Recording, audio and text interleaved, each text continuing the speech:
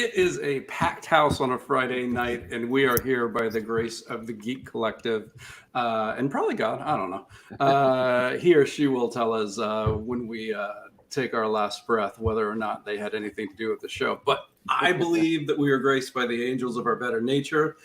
Gentlemen, it is a night of comic goodness. My name is Kevin Joseph, and I'm joined, as always, with my co-host, Will. Will, how was your week? I was an interesting week. An interesting week. That's always, I like interesting weeks when they aren't preceded by a deep sigh. Yes. It doesn't feel like a fun, interesting week. It's an interesting week. We'll see how it will be better understood with a little distance. Okay. All right. So after the show, we're all going to have a little bit of an intervention with Will. Yeah. Okay. You guys feel free to stay with us. We might want to talk down off of any I've ledges. got my tissue here, so it'll be okay. Awesome. Well, as we usually start out, we do a little 30-second pitch of the creators that have joined us. And so I'm going to kind of go on my screen. Will, we usually forget when one of us is running a campaign to do our 30-second elevator pitch. You don't get to do a deep dive. That's for our guests. But if somebody was going past you at a comic convention, how would you get their attention about Crossover Division? I would shout at them and threaten them. No, I would say, it's an interesting week for you, Will. When stories come to life and threaten to fracture reality beyond repair, only an English professor and a research librarian have the knowledge and smarts to save us all. That's Crossover Division, and we have 2 weeks left, so thanks. Very nice. Now, on my screen, Alan, you're next. But if you and Will were at a show, who's the effervescent loudmouth and who's kind of the quiet artist who afraid of people? Loudmouth me. Nice. I'll interrupt you while you're asking the question to go ahead and really drive the point home. Beautiful. Let's let you do the 30-second elevator pitch then. So Will and I wrote a comic book called Pocus Hocus, and it's as stupid as the name implies. And it is about a magician who sells a soul to a demon to have actual magical powers. And as these things go to be, it doesn't always go as planned. Very, very nice. I like that we get to go from one, let's say, in the realm of silly to another. Fred, you are up for a relatable young young adult mystery comic. Yes. Which is a direct takeoff of all those horrible 90s teen shows that we all watched, regrettably. It's a group of 30-year-old fourth graders, all with tragic backstories, solving mysteries. All right. I cannot wait to get into this one. Caleb, let's go to quite possibly the greatest named comic book in the history of comic books. Unicorn Vampire Hunter. It is one of those things that when you read it for the first time, you just think, damn it, how did Caleb get that? So besides the fact that the title sells itself, how would you get somebody's attention on Unicorn Vampire Hunter? Sure. Well, it's pretty much what it says on the tin. Unicorn Vampire Hunter is about a unicorn who hunts vampires with his horn.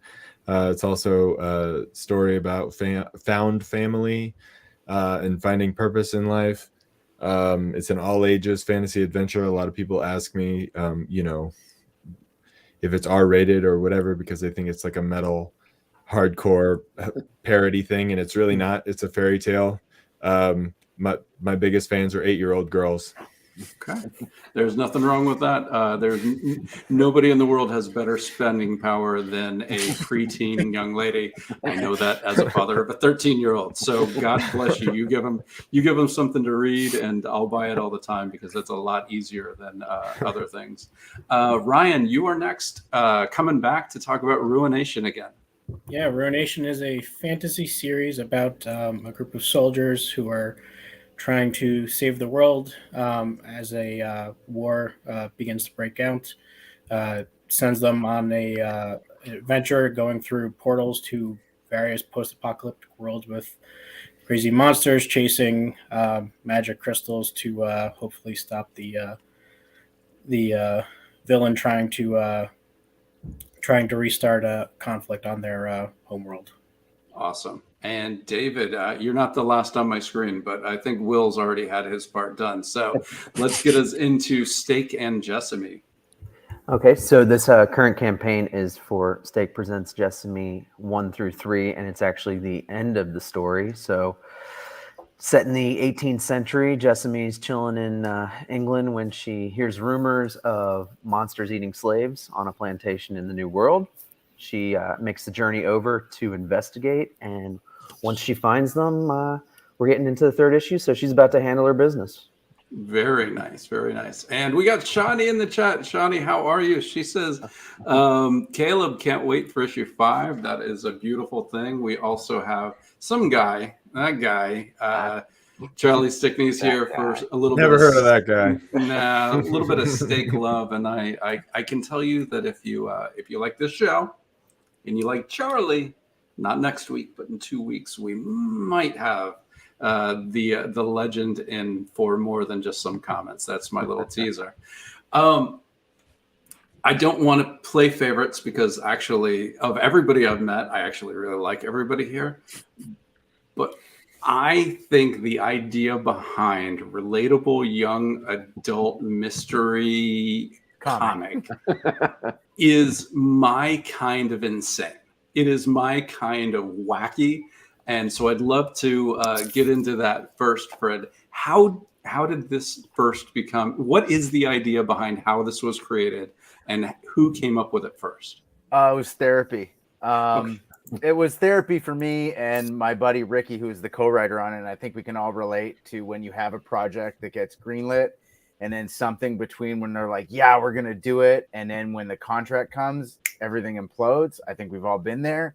And it's one of the most frustrating experiences you can have as a creator, because you tell like one or two of your closest friends because you don't want to tell everybody else, and then it like implodes, and then it feels terrible. And I was on the show floor at a con in Toronto when I found out something that I'd been really excited to do wasn't going to happen. Ooh. And I had one of those, that's it, I'm done kind of moments. And I was next to my buddy Ricky, and he's like, "You can't do that, man. You love doing this." And so then he's like, "What would you want to do?" And so we came up with this idea to write a comic a la Telephone. So he wrote a few pages, I wrote a few pages, but we couldn't talk about what we were doing. We weren't allowed to discuss the idea at all. And we really wanted to draw from every trope that we could find from horrible 90s television. And that's how the comic came to be. And it was just such a fun experience to do. And the artist, Noel Tauzon, is actually a storyboard artist by trade for Nelvana Animation. He actually does a lot of work with the Bubble Guppies, which I'm sure that we can all relate to that show with our kids. But he signed on to do it, and it was a very quick process once everything started going. And it's the most ridiculous thing that I think I've written since I decided to take a run at actually doing comics to make some money.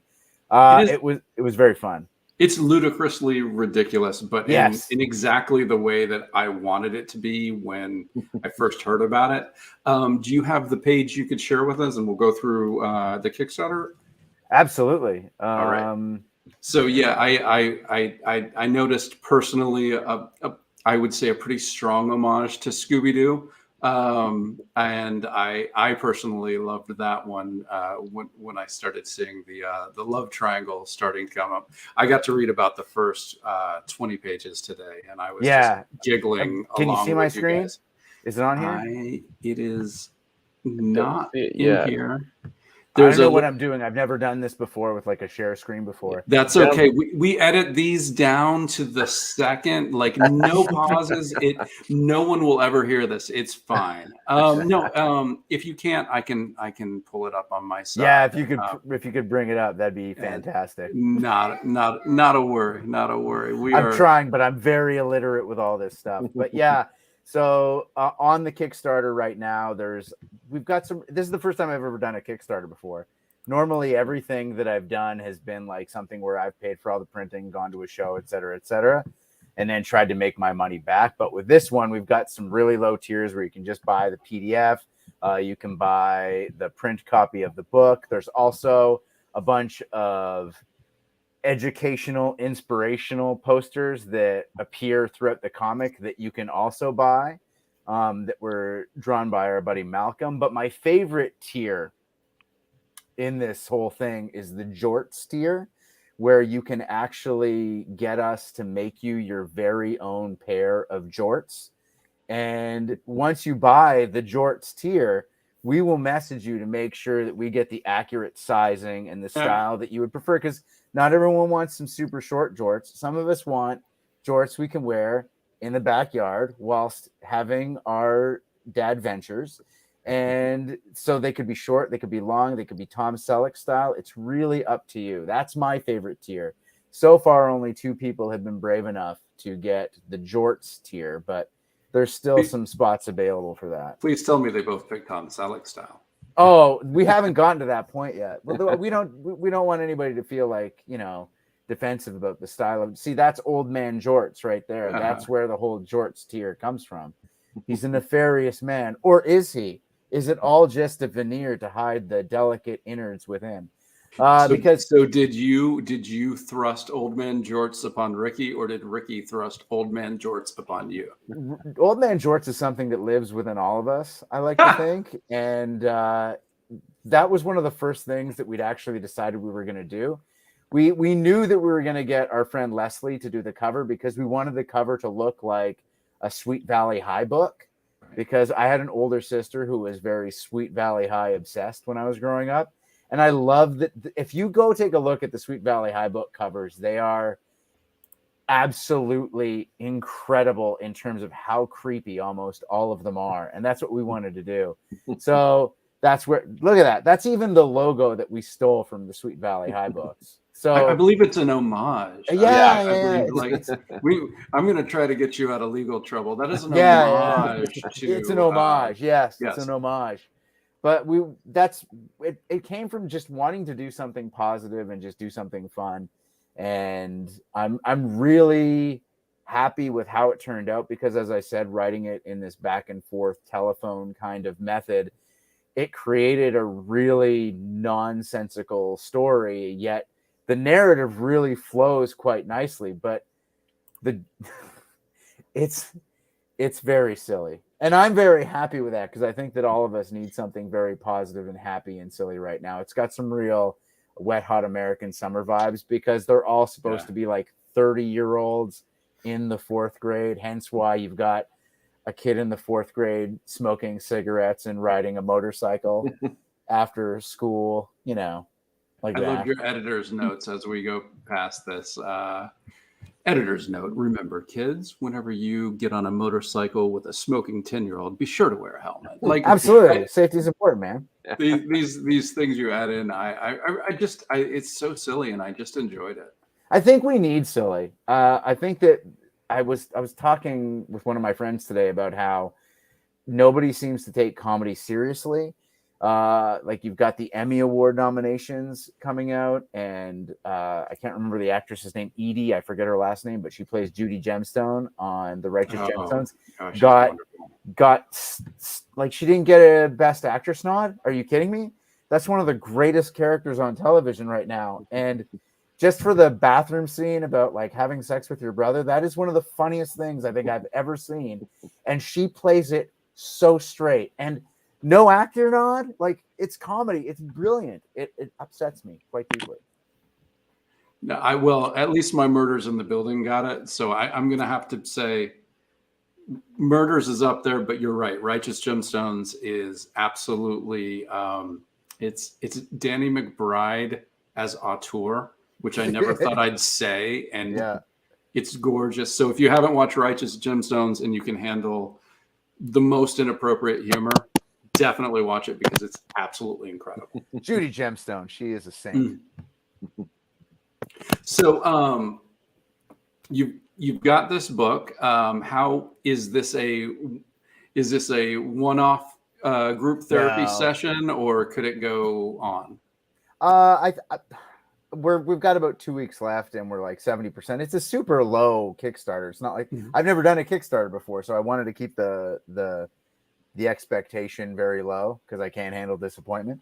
But we've set up for a sequel, and Ricky, the co-writer, and I have already like batted around a whole bunch of ideas. But the way we wrote it was so fun. I think that a lot of times when you're in a creative partnership, when you get to the end of the process, there's a sense of, I'm glad that's done. But I think with Noel, Ricky, and I, when we got to the end, we were really excited to do more. We were more amped to do another one than we were when we started doing the first one. So if the Kickstarter goes through, I could easily see us doing a second one, because we really lead into the beginning of another mystery at the very end of the story. I've got good news. I've used the term on the show before. Kickstarter math, you're at 70%. Congratulations, you've funded. God, don't say that, dude. No. Look, here's the deal. If you hit 50%, you're like 98% likely to fund. You're at 70%. I hope you're correct, and I have no experience to say that you're not. So I'm just going to agree and keep my fingers crossed. I don't understand the magic of Kickstarter math. I've just seen it over and over and over again. So be planning to do your second part. We're going to do our part and talk. I'm never going to remember the name of this. You're the opposite of Unicorn Vampire Hunter. So we're going to work on that for another series, but for a series as silly as this, then relatable young adult mystery comic part 2, we will get to. So, all right, that is awesome. I don't really have a plan who to go to next, but I think maybe silly to silly. So let's talk some Pocus Hocus. I did notice some friends when I watched your video tonight. Source Point Press, congratulations. Hey, thank you. So is this series going to come out from Source Point in the future? Yes. Yeah. So we will have a national release through Source Point. Oh, congratulations! Yeah, I love those dudes. They have guts. They put books out that some other people don't have the guts to put out, and I really respect that part of them. And I don't mean they're bad books. I just mean like I did a book with, the reason I met Fred is I did a book with David Bishop called Morte, and my email to David about the script was, we can't market this, we can't sell it, and no one will ever publish it. But I really want to tell this story. And Source Point said, no, we'll put it out. It's a good story. So that's what I mean is, like, even if it's not marketable, they will take it because they believe in the book. So So what do they believe in Pocus Hocus? I don't know. Yeah, I really don't know, man. Magic. Yeah, You know what, they believe in magic. Yeah, we're gonna email Travis or Josh to get on here and tell us before we end. But okay, yeah, actually, it's going to be a surprise. They don't actually. Let's not do that because it's going to blow our cover. They didn't actually accept the book. We just threw their logo on it. You gotta fake until you make it, and I respect that. We're thinking that if we spam their inboxes enough, eventually, we'll escalate it if we need to. But right now, you know what? They need people at their conventions. So as long as you show up and sell books, they'll put you on. Yeah. Oh. Do one of you have the page to share within? So we can look at the artwork, and who first came up with the idea between you two? Okay. That would be Alan. Yes. So Will, you get an email or a phone call from Alan. What is he? Right, yeah, what is he telling you? Yeah, so he, it seemingly out of the blue called me and said, I have this idea for a comic book. And I've always been interested in working on a comic book. So, that was very exciting to me. And then he told me the premise for it, and I connected that. I have a background in theater, and I made the with how Faustian it was. I mean, it's essentially, a version of Dr. Faustus in a lot of ways. And that was also very appealing to me. So then we just started talking about different ideas for it. Like the basic kernel of the idea was there, but we started developing the characters and the story, and the rest is history. So we've got 4 issues in this campaign. Would this be the end of the arc, or how long do you envision the series to go? Yeah, so this is actually the end of the first arc. We already have plans for the second arc. We already have actually the story beats planned out for it and everything. So I think Will and I kind of agree. Aside from doing other projects that we're going to be talking about here in just a little bit, we just want to keep going, I guess, as long as people are interested in it, because we're starting to really build this world that we're having so much fun with, and that we can just expand with. Who's helping you make this this thing exist? Who's the art team, and do you have a letterer and an editor on board? No, Will and I just do everything. We don't want to give anyone else credit for anything. So I wish I were that talented. Dude, good God, I know. God. We are very lucky to have Brian Bellondo do our art. Jason Smith does our coloring, and Dave Lentz is our letterer and designer. And he also letters and designs Caleb's book as well. Oh, That's sweet. true. That's true. He will not let any of us forget it at any point. Well, hey, listen, a letterer has got to get their due. They don't get there. There are too many of us who forget to tag them. So I respect the game of being like, you know what, I did this and I did that, and tell them. Yes. Can you guys see the screen okay? Mm-hmm. Yeah. Okay, perfect. So yeah, I guess I'll just kind of go through here. Here's our fancy smancy preview pages. Ooh. So this is our main demon character that we have in it, and we absolutely love this design from Brian. We feel like it looks very Del Toro-esque. Mm-hmm. And one thing that we do pride ourselves on with this, at its core, it's a dark comedy. Mm-hmm. And we also incorporate elements of action, horror, as you're about to see, and we just hope that people like it. Mm-hmm. Yeah, this is I'm glad you mentioned Del Toro right out of the gate, Alan, because like I think that this is probably, I mean, we refer to this as our Del Toro issue. Yeah. this is kind of where it all surfaces, but or a lot of that influence surfaces. I think the influence is there throughout the whole comic book. The demon in question is very Pan-like. I think from Pan's Labyrinth, there's some of that influence in there, but yeah, it's we're very, very lucky to have the team that we do, and especially Brian with these designs and these incredible monsters and characters. Is that a cover there, or is that an interior page? That's gorgeous. So these right here that we're seeing right here, these are this is our main cover by Brian and Jason. This is a variant cover by Mark Mavita. This is our Kiki's Delivery Service cover by Edward Bentley. And this is Kit Wallace's cover, who has worked on Good Boy, Mr. Easta, Little Red Ronin for Source Point Press. And yeah, he's been with us ever since day one. He's always done a variant cover for us. The teeth on that cover are amazing. That was fantastic. The line work is great. He's incredible. And something that Will and I talked about early, we knew that this was going to be the end of our first art. So we wanted to go ahead, instead of doing a separate campaign, we wanted to go ahead and put it on here. So we have a trade paperback, and this is the cover for it.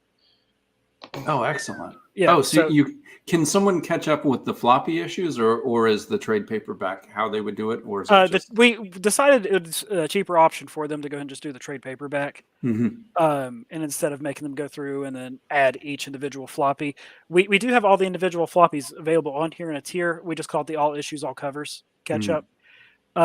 So something else that we're doing on here too, we're trying to be forward thinking as well.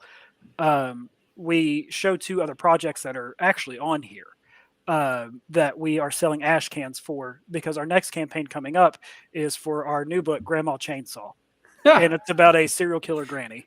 All right. Unicorn Vampire Hunter was just notched down to number 2. What? Yeah, this is the exact same team from Pocus, because we just kind of figured if it isn't broke, we have to fix it. So it's Brian, Jason, Will, myself, Dave. We are very happy with how this has turned out. Oh, that is hilarious. And we even have a fancy little trailer here for it too. We can show later if you guys ever want to look at it. And then we also have the ash can here for Horus in Hell, which is Pocus's assistant Rabbit. So we got with Kit Wallace, the guy that does the variant covers and the Demon Teeth one that you saw that you liked so much. Kit decided to go ahead and do a cover, or do an ash can for us. So this is a fun little 8-page story. Okay, everybody behave. Joey's here. Yeah. And then, of course, we got our stretch goals. We've unlocked our $4,500 one. We're about to unlock our $6,500, which is unreal. But then, and then, of course, we have all these lovely tiers, and we kind of throw it back, as everyone says, to the 90s, because we offer metal covers and hollow foil covers in this one as well. Cool. Nice. Who's doing your printing? We're probably going to be going through. We went through SourcePoint last time, and the quality was fantastic, and so was the service. So we'll probably stick with that one as well. Sweet. No, that's a good idea. Yeah, and then One-stop of course, T-shirts as well. Yay! Everybody loves T-shirts, right? Until you have to fulfill them. Yes, I know. Have you done that before? Yes, and I don't know why I do it every time. So I do it, and then we come up with another idea for a T-shirt, and we're like, "Oh, this is fantastic!" But yeah, talking about kit again, we have the whole kit and caboodle on here, which is just everything that kit has done for us. And that's really about it. Awesome. Well, I'm excited to get my hands on this. I think I will be changing my backing to the trade paperback so that I can get the entire thing when this is over, because that sounds like an exciting thing to be in. So I am going to. How many pages are in each issue? So issue 1 is 22, issue 2 is 26, issue 3 is 28, and issue 4 is 28. So I think it's 104 pages altogether. Nice. Yep. I will say that I have read both of those ash cans because I have super secret access. Who gave those to you, Caleb? You have to tell me now. You gave me one of them, and Dave gave me another one. But they're fantastic. Both of them are great. Thank you. Yeah, no, the Grandma Chainsaw I'm super excited about. So thanks so much. Yeah, that means a lot. Thank you. Sure. That's your super serious one. That's not comedy at all, right? Oh no, it's really just it's a real downer. It sounds like a statement about elder care. It's important stuff. It's sort of like My Dinner with Andre, but with a grandma talking. It's like Manchester by the Sea with a grandma with a chainsaw. So we really went. Yeah, we just decided to not play homage to the Evil Dead or Texas Chainsaw Massacre. Right. Lots of anything. We wanted to, diversify the interests of the catalog of inspiration. Well, that is awesome. Joey says, I love you all, which I think goes out to everybody watching or listening. Oh, man. Yeah, Joey is a fountain of love, and we do appreciate him. And he's the reason we met the Pocus Hocus guys. So we are ecstatic to have you guys on. But I think Caleb, you've got to read Grandma Chainsaw. So let's move over to Unicorn Vampire Hunter. Can you share that page in the chat? And as you're pulling that up, what came first? Wanting to tell a fairy tale, wanting to play with unicorns and vampires? How did this idea catch fire in your head? So hold on one second. I'm trying to. Maybe I shouldn't ask these when I'm asking people to do technical stuff. I'll just go ahead and say it. While Caleb's doing this, Caleb's a genius. Thank you. It's one of those things where you read this book, and even with a title like that, you honestly don't know what to expect, right? Mm-hmm. Like Grandma Chainsaw's pretty on the nose when we were talking about titles and everything. Right. Caleb's is like, okay, you had you had my curiosity, you had my attention, you had my curiosity, now you have my attention. Mm-hmm. And I've been so thankful to, read all Caleb's work and really just try to learn from him throughout this whole Kickstarter process, because this is a nightmare and Caleb is just succeeding more and more with every campaign. So yeah. Are you guys seeing my page here? Yes, we're seeing your success, Caleb. Keep going. Okay. Well, thank you very much for those kind words. I don't think of I'm just telling a silly story, so I'm glad that somebody thinks that I'm worth paying attention to. But this is like the biggest Kickstarter I've ever done. I like this.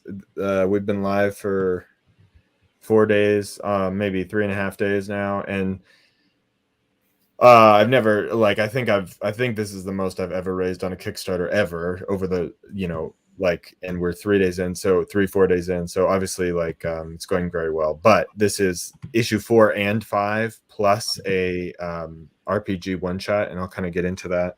But there's a lot of new content here, so the average pledge is a little higher than I've had before. But like I said, it's about a unicorn who hunts vampires. So we've got 2 issues.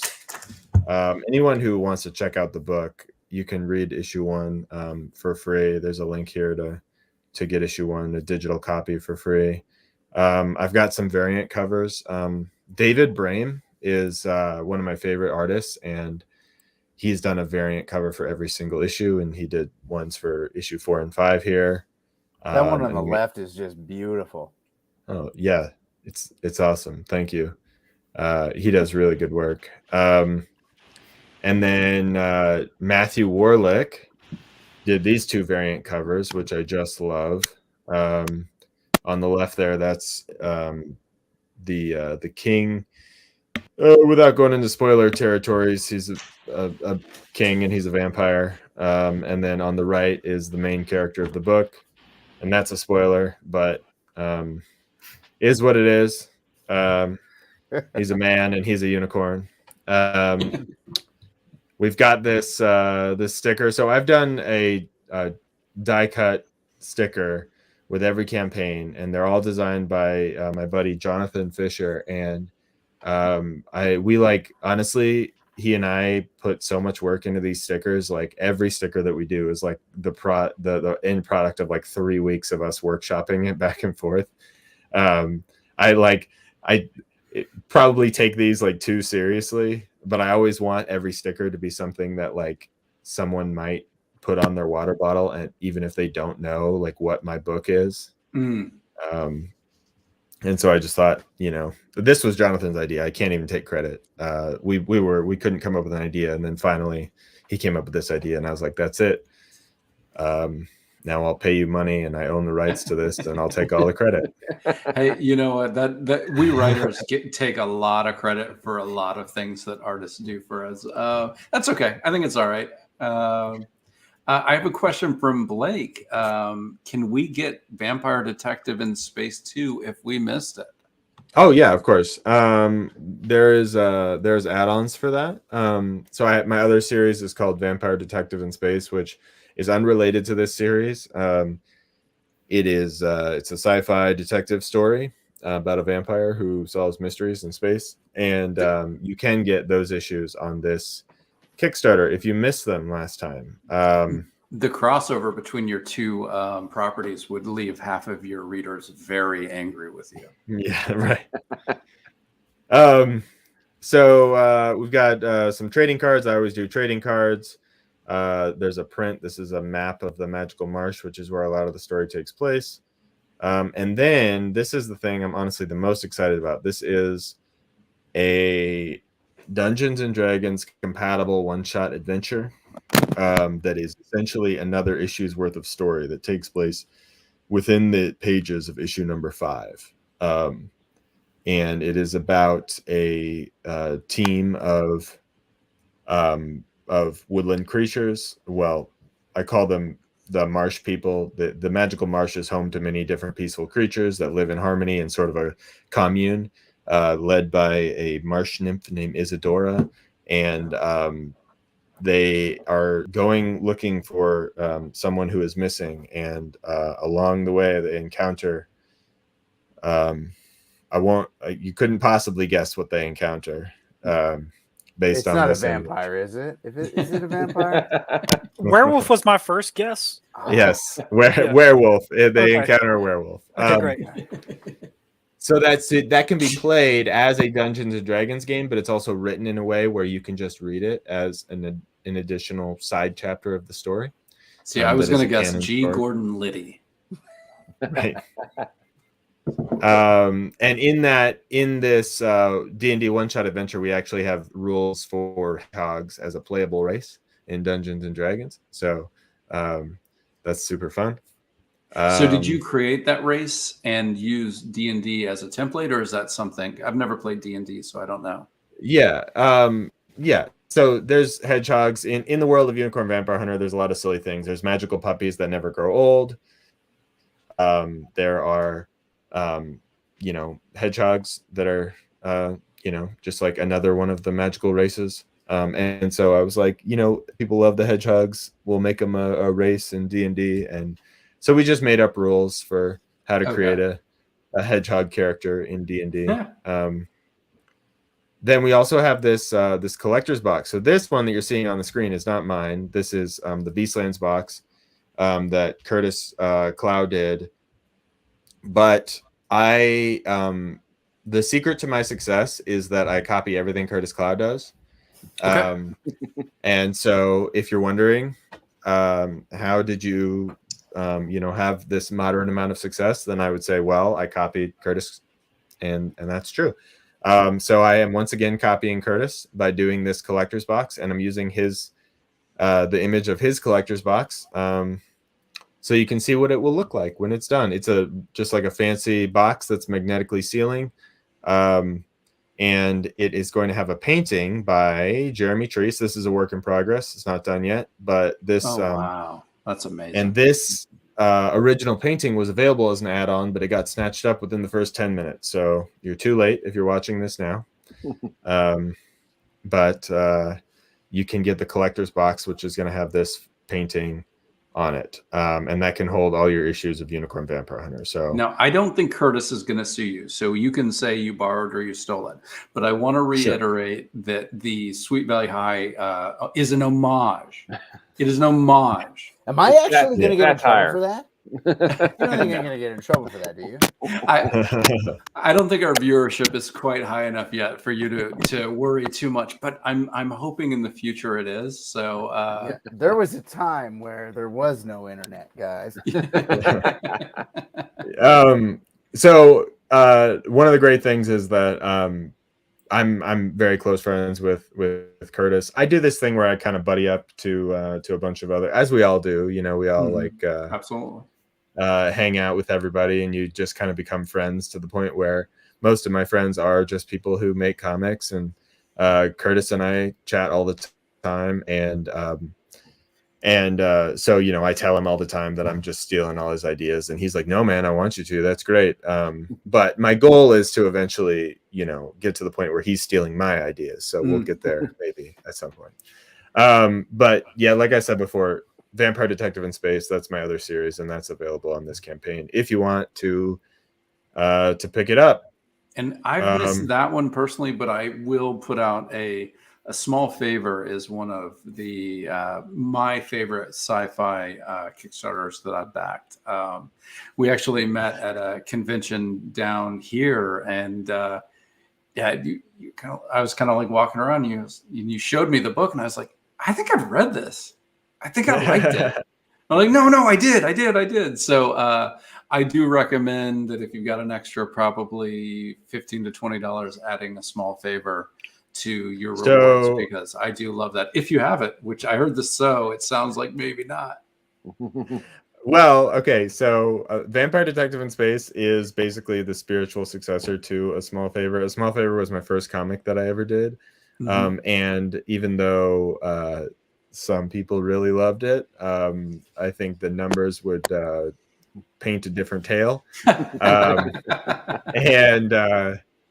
And so what I did was I kind of revamped it into Vampire Detective in Space. I took all the themes that I wanted to do. Yeah, it wasn't intentional, but yeah.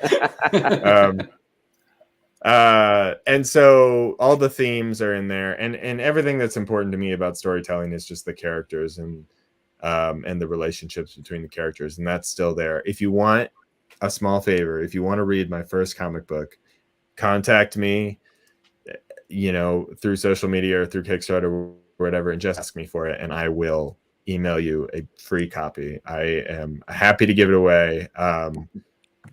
It is I'm not ashamed of it, but I am I think my new stuff is much better. We learn a lot as we go, and I would much rather you read my new stuff, but if you really want to read it, send me a message and I'll be happy to send it to you. I appreciate the flattery. Yeah, I put my reputation on the line. I think it'll be worth you reading a free PDF. I'm not sure that I'm very sure people will be fine with it. But all right. Let's. So just to wrap up, I mean, I've got a preview on here of issue number 4, and like I said, you can read issue number 1 for free.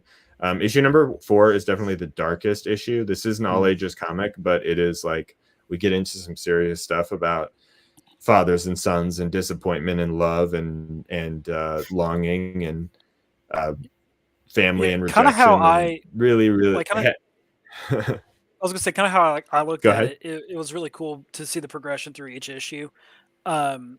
It's kind of like how you might hate the comparison, but like with Harry Potter, like you kind of grow with the characters, and I feel like that's what you're kind of capturing. So, good job. Thank you. Yeah, it gets more mature as it goes. It doesn't get more like it doesn't necessarily get more violent or more inappropriate, but it does get the themes get darker. So be Who prepared did the colors for that. on that? Oh, right. So I should talk about the team. Yeah, thank you. Daryl Toe is the artist, and he does everything through the pencils all the way up through the colors, and then Dave Lentz is the letterer, and of course Dave is the same guy who letters Pocus, and just a ton He's of big stuff. about saying he does both of those, I've heard. Yeah, he really is. So you took away your screen. I was reading things. Oh, sorry. Fred was into it. No, don't worry about it. Sorry. Well, please go visit the page and read the whole preview. I'm there. I'm going. Okay. So, yeah, Dave Lentz letters a ton of books, and he likes to brag about the fact that now that I have a scout deal with actually partially thanks to David, who was kind of my inside man there. They never would have taken my garbage book if it wasn't for David pulling for me. I assume. I'm just kidding. It was quality. Come on now. The guy who finds his book in 2 days, my garbage book. Okay. But I wasn't in any meetings. They have locked me out of those meetings from just showing up. But I can guess that it wasn't. David didn't have to fight too hard to get your book in. That's my guess. But Dave Lentz likes to brag that he's collecting publishers, like Infinity Stones, and nice. I was his entrance into Scout. So, and then of course he's got Will and Alan over there doing Source Point Press, but he's like Source Point Press's inside man to begin with. So, but anyway, Daryl is amazing. He's like he's top tier. You don't find people like Daryl every day, which is why I'll never release the blackmail information I have on him so that we can do 25 issues. You have to keep your team together one way or the other.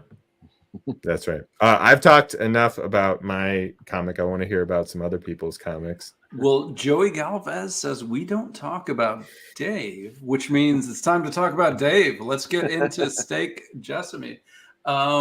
So, David, you're back again with your prequel to Steak.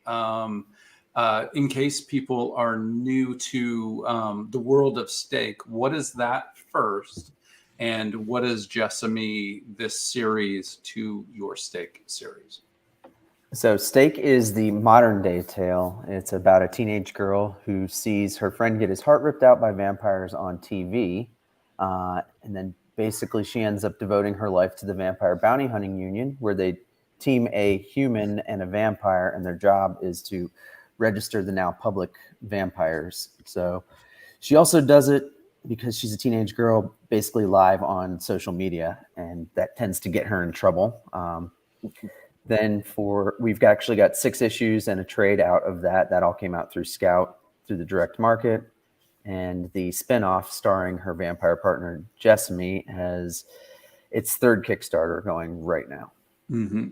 And so you said Steak is right now and Jessamy is back. You had said earlier back in the time where slavery was in existence. So what are we talking about dates wise? Colonial times, pre United States though. Okay, So it's gotcha.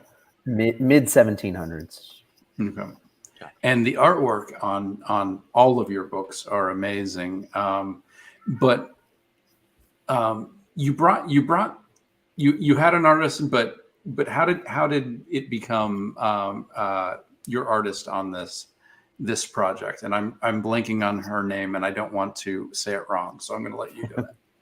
So Francesca Fantini is the artist, and when this issue is complete, she will have done over, I believe, 220 pages of Stake. But however, the original Kickstarter for Stake #1 was a completely different artist, but things didn't work out with him, and she was already drawing the spinoff. So yeah, I was actually doing the spinoff as the regular series was being drawn.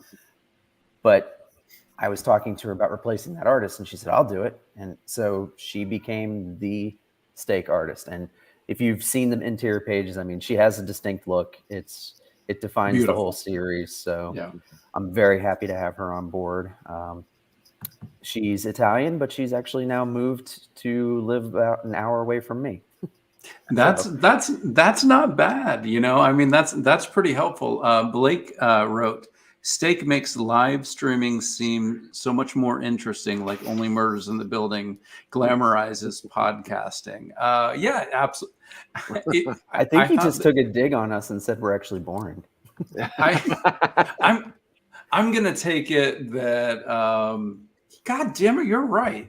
Blake, get on here. I'm sending you a link. You're gonna have to answer for this, buddy. No, I'm going to take it that I do love you commenting on the live streaming and the social media and Stake. It's one of the least expected and most fun aspects of Stake. So I do love that that is part of the wheelhouse of your entire series. Yeah, I mean, and it's funny because initially it was just kind of something that I had stuck into the first issue. But with the Kickstarter, the feedback was, oh, I can't wait to see where this goes with her being on social media. So I was like, oh, well, I guess that needs to be a much bigger part of the series. Well, you've been getting some pretty awesome cover artists too. I mean, from the main series and then from the Jessamy series, things that, maybe artists that, I don't know, someone who also uses variant covers might want to steal. I don't know who that might be. I mean, anyone who needs a hookup with the artists, I'm always happy to make an introduction. I mean, I've told you guys before, I'm addicted to it. So yeah. Do you have the page up that you can share in the thing so we can look at some of these covers? I do. Let's see. And Francesca is awesome too. Yeah. She's just an amazing artist. Yeah, she's fabulous. Let's see. This is on me for springing this on everybody 5 minutes before the show. But, it's fine. It's not. It's there very it is. Complicated and scientific, man. It's hard. All right. So you guys can see it, right? Yes. Okay. So we are, I think we're, nice. I guess we're 8 days in. Very nice. I went a little longer than I wanted to, but I'm going to C2E2 and I have postcards for this, so I always try to bring them to shows. So I ended it the day after. So right. So if anybody can come home and hopefully exactly, and I can bring copies of 1 and 2 to the show, and if they want to finish the series, they've got that option. Nice. But yeah, we're on our 4th stretch goal, which I listened to my backers. This was actually somebody said they wanted car decals, and I'd done patches and stickers and all that stuff before, so I just looking for weird, interesting things to give away. So we got that one for this one. We've already unlocked a print, the magnet, the poster. And so this was the cover for number 1. And this was number 2. That issue 1 cover is iconic. Yeah, it really is. Like every time I see it, I'm just reminded of just how gorgeous it is. 2 is good, but number 1 is iconic. Yes, it actually really sets the tone for the series. I was very happy with it when she presented it. And number 3 is it's pretty close as far as how striking it is. And actually, Francesca liked this one so much she turned it into her con banner. Mhm. Oh, nice. So before we ever launched the campaign, so the image was out there before the series. Foreshadowing. Yes. She actually shared an image today because Jessamy's costume changes to black in this issue, and she's like, "Can I share it? No one's seen it yet." I was like, "You put it on the cover. Everyone's seen it. It's already there." That's a very good point. So this is one of my favorite things that we do because it's set in the 18th century. I have when we print this, it's actually it's a plasticky cover, but it's a leatherette, so it feels like leather, and the logo is Spot UV. Mhm. Cool. But the interior pages are actually printed on parchment paper. Cool. Oh, wow. So yeah, we call that the archival edition, and the first one is basically set up like you're getting into Jessamy's journal of what happened. Who is printing that? Is that coming from the printer that's doing the other books? Yes, that was Comic Impressions actually did that. I had to have the paper special ordered, and for the second Kickstarter, that's actually that, and the graded books are the only things that have not fulfilled yet because they couldn't get the paper. But they do have the paper now, and hopefully it'll be going out in the next couple weeks. And so this kind of talks a little about how we're on the 3rd issue. And every cover we do, we offer in a regular trade dress, the virgin cover with no trade dress, and then foil and metal. That's a pretty metal cover, man. This one? Yeah. Yep. So here's her regular cover. No, that is gorgeous. That is Yes. so striking. And it's interesting because, vampires in our series don't really have anything to do with bats, but the imagery is just so ingrained that she does it anyway, and it looks wonderful. And so this That time, reminds me a bit of that one Joker cover, the Batman Joker cover, where the bats make up his smile. yes, I don't know. yeah, that one's pretty iconic too. Yeah. Then this cover is actually by fellow Scouty Don Aguila, who did Rise, and more recently he's been doing covers for McFarlane for the Spawn series. So he's not doing that great, huh? Yeah. No, he's kind of. I'm glad you threw him a bone. Yeah. Yeah, it's more like he's slumming it with me. This one is Karen Darbo, who she was doing covers. She's been doing covers for Boom for the Magic series, and she did some Walking Dead covers for the color reprints. And most recently, she's involved with the new Marvel character Blade's daughter. So she's also slumming it with me. This is another Scouty, Fellhound, who did Commander Rao. She's a Kickstarter darling. And explain yourself. Just our buddy. She's wonderful and talented as all get out. And it's a sword lady. It's a sword lady. We can't see abs though, so it's not a total Fellhound, but it's 99% there. So humble too. She was so appreciative of me giving her the cover, and I was like, no, thank you for doing it for me. I mean, you're the one who's doing me a favor. This is actually Clark. I don't know that he had done any comic covers prior to this. He does like dark fantasy for RPG games and things like that, but I mean, his art style fits what we're doing perfectly. But how would he paint a hedgehog? That's what I want to know. I mean, I'm sure he'd be willing to give it a try if you gave him like a wizard's staff or something. All right, Caleb, we're on it. This is Bella Rochlin. This is watercolor, and she actually colors it live on Instagram. So if you want to see the process, you can actually find her and see how she did this. Nice. And then the last one is by Mr. Ivan Dow, who has also been doing Marvel and DC and Image all of a sudden. So I loved working with him. He is such a great guy. And he presented me 2 sketches and asked which one I wanted. And I said, you should just make them both. So I have another one nice. loaded for him for later. Nice. This one was actually a last minute, and we used it as the early bird cover. So anyone who backed for physical within the first 48 hours got a trade dress version of this cover for basically just $1 to cover shipping. That's awesome. Yeah. And you had said that you couldn't even, you wanted to give it away free, but Yes. you couldn't do that. I Yeah, think $1 is perfect. I mean, perfectly acceptable. And I get that Yeah. they can't allow you to do it, but like for $1 to have something rare like that.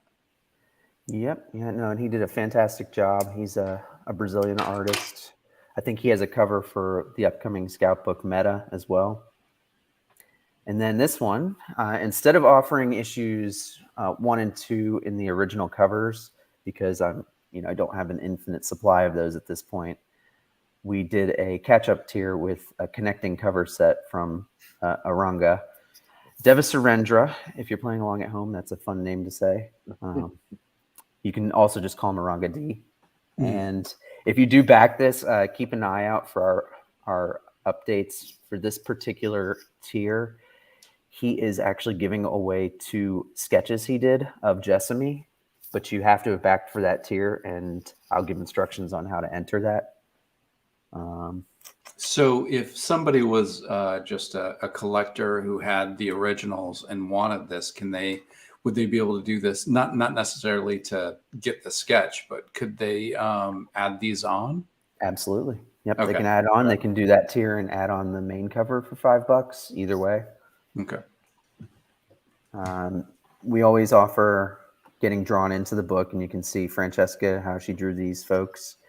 And then each of these gentlemen were drawn in. This one got killed. I believe these 2 were also hacked to bits. And this gentleman actually has a fun little story. It's in issue 3 of Stake, so I'm not gonna tell you any more about that one though. Does he know, or will he find out when he's reading? You know what? Since they got themselves drawn in, I sent them copies of the book, the issue they were in. Okay, got it. Because I felt like they deserved that for buying the spot in the book. They should have copies of it. That feels fair. I mean, this is one of the more fun things that we figured out this summer to do for my book Canceled. Retailer and I worked on it together, and it's actually an acrylic cover that it doesn't do justice to just look at an image. You have to actually see how the layers sit on the plastic. So it's actually printed in foil on the back, and then the top is layered. So each of those devices you see is its own separate layer that has a different level. So if you ran your hand across it, they actually have a separate feel to each one. Wow. So we're doing that. We're actually offering that. Any cover that has happened in any of the 3 issues, you can have one of those generated, and we will literally only be creating what people order. So those will be collectibles. Some will be one of one. Do only a you couple have been sleep, ordered, so or that'd do be you super just rare. like sit in a corner and like just fiddle with new covers? I don't sleep much. It feels like you don't sleep when you're showing all this. I'm like, yeah, no wonder he does so much, because I sleep like 13 hours a day just because of the depression. But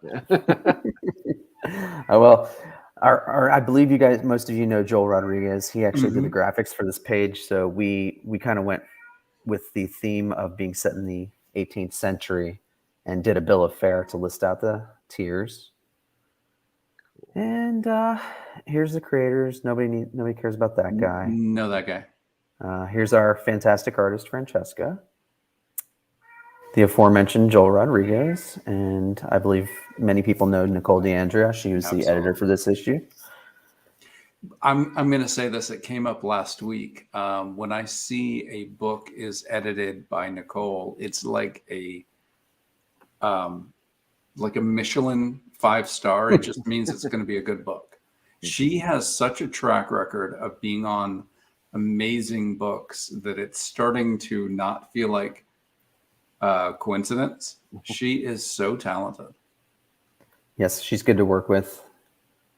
I definitely enjoyed it. And then this is the end. Here's some preview pages. It is spoilers, maybe not really. There's no dialogue. It's just some of Francesca's fantastic artwork.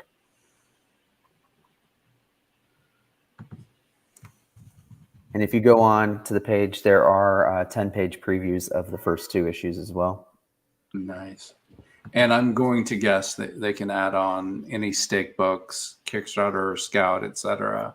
There's bundles of 1 through 6, and then also the trade paperback Nice. are available. So Her inks are so punchy, man. yeah, when we started out, she was like, "Are you gonna have somebody color me?" I was like, "Do you want to maybe do like color splash?" And when she did a couple of sample pages, it was like, "Yep, this is gonna work perfect." How does it? You started obviously when she was in Italy. Now that she's an hour away, has that changed any bit of the communication process? Well, I'm able to offer people signatures through the campaigns now for her. But what it really did was, so I missed like 15 books getting signed. And on the 4th of July, I ran down to their apartment and had her sign books that I was still able to send out the next day. So that's a big thing. And getting her to shows and actually being in the US has really helped with her English. I think okay. we had her on a show last night. She's still not there, but she was a trooper, and she actually was on the show and tried to answer questions as best she could. So it's nice having her here. MegaCon, she got to go to and table at her first real big show. So that was a lot of fun. No, that is awesome. Well, I've got a couple other questions for you later, but we got to get to Ruination because Ryan is back with his fantasy. Ryan, do you have Ruination pulled up on your screen? I do. Let's see if I can share. Yeah, you go ahead and share that. And while you're kind of fiddling, can you help the people that might be watching this that might have missed? What is the big picture of Ruination? And there it is. So it is a fantasy series following a group of soldiers who trying to protect their loved ones and prevent a war from breaking out on their world. And they go on an adventure that kind of takes them through portals to other worlds, and they're chasing these magical crystals that people seem to be fighting over. Well, and I'm going to jump in here, Kevin, because the thing that stands out to me about Ruination, there's magic, but the colors. I mean, it is such a vibrant book. I mean, if you look at the first, 5 issues, you can just see the color practically leaps off the page. And I know you changed artists recently, didn't you? Yeah. So this is our 4th Kickstarter, and there's a few things that are kind of interesting about this time around. One of them being exactly that. Our line artist changed because Julie ended up having a scheduling conflict. So we brought in a completely new artist who just knocked it out of the park. And I feel like you can't even really tell. And she just did a fantastic job. But having Katie, our colorist, be kind of like the connecting point. Like she's been consistent. She's actually been on all of the projects that I've ever done. But yeah, she does such a fantastic job with the colors and making this, especially with the magical effects. We have a running joke that she always goes like, "All right, how bright can I make this? Can I make this glowy?" And I'm like, "There's never enough glowy. Go for it." You're the J.J. Abrams lens flare of comic glowing. Probably. But yeah, so this is where we get into our covers on our page. Rio Burton does all of our main covers, who aside from being one of my favorite people in the world, I mean, everyone, if you don't know her name, you probably will soon. She's just popping up everywhere and very well deserved. I love all the work she does for us and everyone else. Let's see. As you're going through this, is this the end of an arc? How many issues are in this arc? Yep. So 6 issues in this first arc. This is the culmination of the first part of the story. So you can pick up all 6 floppies to get them. We'll collect them at some point, but yeah, if you want the whole first part of the story, you can get them all here. Cool. And I just feel like you have such a unique take on a fantasy book. It's just enjoyable because it doesn't feel like anything else, but it doesn't feel chaotic either. It feels very unique and organic. So I do love the fantasy world that your team has created. Thank you.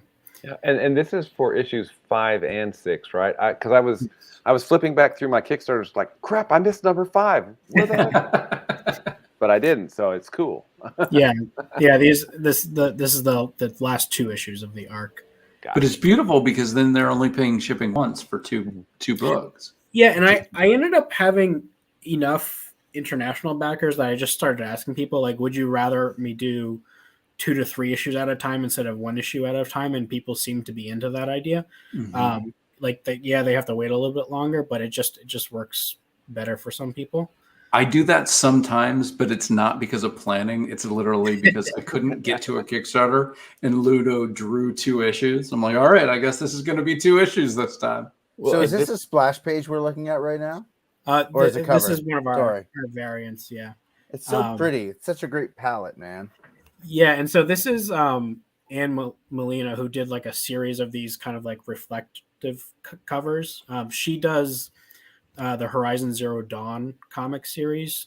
Fantastic artist to work with. I really love her work. So this is the issue 6 cover that Rio did, featuring our dire wolf Apollo. Rio loves wolves. She does. She's been asking me since we started when can we get him back on a cover. So as our final. This is Kath Lobo, who is the first time. I was gonna say that looks like something. So Will knows about Kath. Yeah, she's awesome. She did a great cover for Crossover Division for number 2 for us. Yeah, I think I've had her on my list of like people to look at for a while, and then I saw what she had done for Crossover Division, and I was like, let's see if she's free this time. Yeah, this came out awesome. I think you might have made the right choice. Yeah. And this is one of the covers. The artist Emma Southey Ray, who actually did the original concepts for most of our characters. We usually have her come and do a cover. This one kind of crossing over into our other series a little bit. And this is one of the splash pages from issue 5, which is kind of one of my favorite pages. But yeah, both the line art and the colors just came out perfect to me. And there's some more line art. This being one of our more the glowy magic. Yeah, look at the colors. Yeah, this effect, I love the way that came out. I like how I can just say things like magic shield, and then they come up with that. Yeah, I gotta love just telling an artist, just like, look, just do it like this, it's like and then they do all the work, and then once again you get to take credit for the idea. Yeah. We writers are the quarterbacks, like we throw a screen behind the line of scrimmage, the receiver catches it, jukes 4 guys, and runs 80 yards, and we're like, yeah, I just threw an 80-yard touchdown. So the other thing special about this campaign is that we decided to kind of like cap off the arc. We decided to throw in a bonus 1-shot issue, so it's actually 3 issues that you get. Oh wow! We've been wanting to do. because with these like epic fantasy stories, you tend not to get the personal stories quite as much because you have so much lore and action to go through. So this is a one shot featuring Kayla, who is tends to be people's favorite characters prior to the events of the main series. And we got a new artist, Elizabeth. I don't want to try to pronounce her last name, but I want you to try. She did both. Katie did the colors, and Elizabeth did the line art for both the interiors and these two covers. And they just did an amazing job. Elizabeth has a very unique line art style. And I asked Katie, do you want to, I know you already have a lot on your plate, but do you want to do this too? And we immediately started going off on all kinds of different ways how to approach this differently from the main series. And it came out rather beautifully. This is our second variant cover for the one shot done by Paparcat, who is also just kind of starting to do a lot of variant covers for a lot of campaigns. She just does amazing work. I gotta mute my microphone. I keep making gaspy noises every time you scroll down, man. It's ridiculous. I'm sorry. Yeah, so this is some of the interiors, and you can't really see it from here, but Katie used this special texturing on the art, so it all looks like it's actually painted by a paintbrush or like on canvas. It just came out very, very unique, and I really like the way it looks. And is this something you add on, or do you get it just from the basic tier? I didn't notice this when I backed. You get it from the basic tier, so everyone's getting it. Wow. Whether you want it or not, you're getting it. Oh, I definitely want it. I was just afraid that maybe I missed it because, sometimes Ruination. I'm just, yes, I liked it, so I'm backing. I don't really kind of pay attention. I do the exact same thing. Yeah. So this is our team. This is Sarah, who just joined for issues 5 and 6. Kind of similar to David's story. Our prior line artist was Italian. We were always dealing with the time difference. Now Sarah lives in Maine, so that has been much easier to coordinate with. See, but I love the time difference with the artists. I love kind of sending an email at midnight when I go to sleep and waking up and there being an email back with stuff. It's like somebody's always working. But yes, driving over because I messed up. Not David messed up. I messed up and needed an autograph. I do love that freedom. So if Ludo ever happens to want to live in Florida, this is my invitation. But so yeah, Katie colors all these books.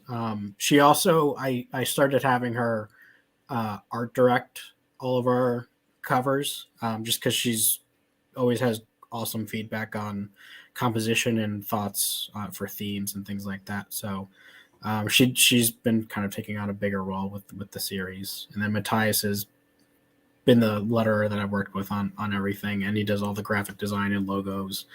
And our good friend Nicole. Mm-hmm. That name again. That is Michelin 5-star right there. Mm-hmm. Yeah, it's not surprising that her newsletter is always commenting on how busy she is and how little time she has in her day, so it makes sense that she's just showing up on project after project. Mm-hmm. There's Rio.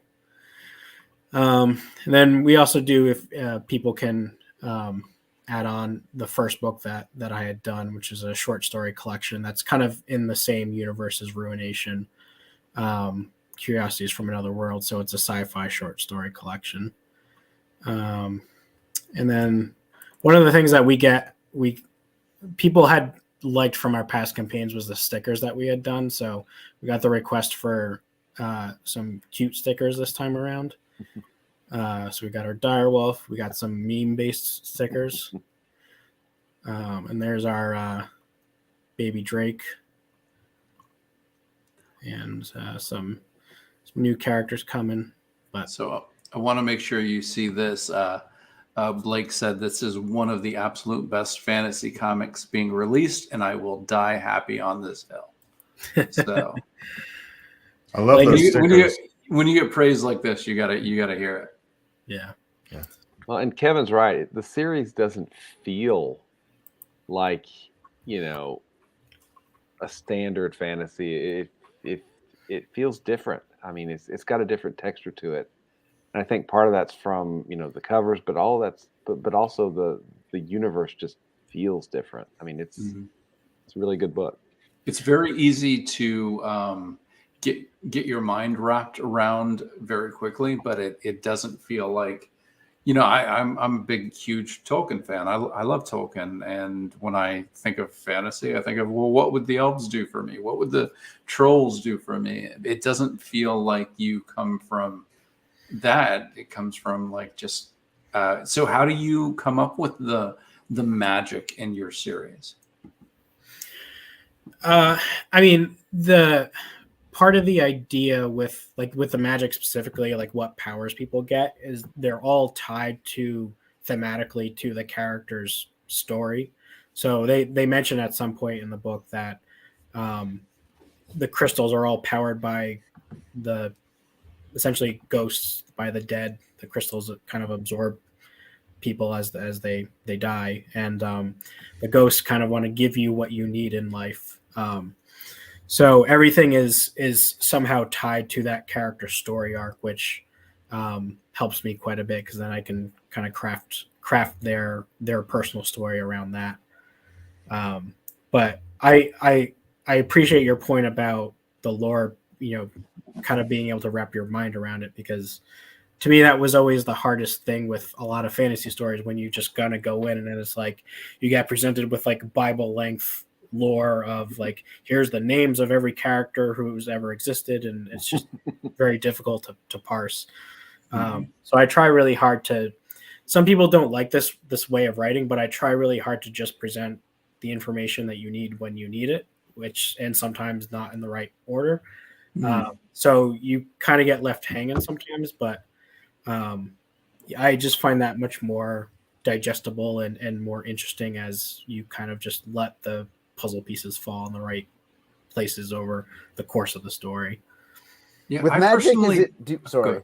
No, With go magic, ahead. do you find it really challenging in the sense of some people, when they're writing fantasy and stuff, they use magic as this like be all end all fix all problem stuff. Do you have to put limitations on what you're willing to let characters do with magic in terms of how the story flows? Yeah, and I'm upfront about the fact that you only, aside from two characters, you only have magic if you have a crystal, and it only does one thing. And maybe that'll evolve a little bit, but we're very specific about kind of the rules, and we try to let it be a little bit more grounded. So it's not, because it just sucks when you get invested in something and then there's no, you have to be able to expect what happens next, even if you don't know what's going to happen next.